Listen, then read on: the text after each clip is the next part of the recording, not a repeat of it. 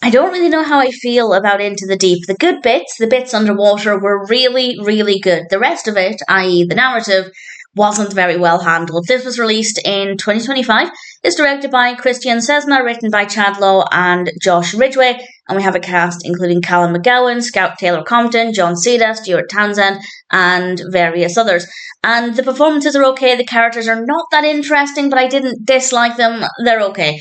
It's very, very, very slow. It takes a long time to get anywhere, but once the main narrative sets in, it's about a group of tourists who are out on a boat, and a modern day pirate come onto the boat and force them to go underwater. And there's a little bit more substance to the narrative than that, but not too much. And it's not so much the concept that doesn't work, it's just the execution. First of all, the pacing is absolutely horrendous. It is very, very slow. And I don't like the narrative structure. There are a few other things that happen, and I just don't think it worked very well at all. It's not a very well told story. As a concept, it could have worked really well, but I don't think it did. However, the bits that I did enjoy, as I said, are the bits when we're underwater. I think they are quite scary. They are quite intense. I am somebody who is very scared of being in water like that. You wouldn't ever catch me in this kind of scenario. So the thought of being underwater, as the characters are, just made me feel a bit sick. I thought it was very effective. We obviously have sharks underwater, making it even scarier. And I suppose it probably wouldn't be that scary for them if the sharks weren't there.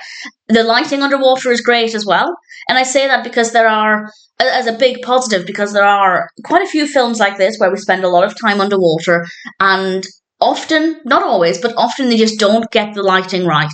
And it's dark and murky and it's difficult to see. And if you can't see properly, you can't really grasp just how scary that is and how deep the water is. Whereas I think the lighting here was absolutely brilliant underwater. So that worked very well. The camera work is fine.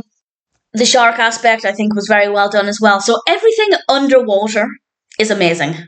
Everything above water is not very well handled. So I don't know if I recommend it. If, like me, you do really love thrillers and horrors set underwater, usually where there are sharks, I'd say give it a go, because those bits are really great. If you're looking for a compelling narrative, not so much. So I'm going to recommend it if it sounds like it might appeal to you. If you don't think you'll be that bothered about it, then you're not going to be missing out on too much. But if you're curious, check it out. Could be better, but there are some good moments. So if it appeals, then I'd say it's probably worth watching.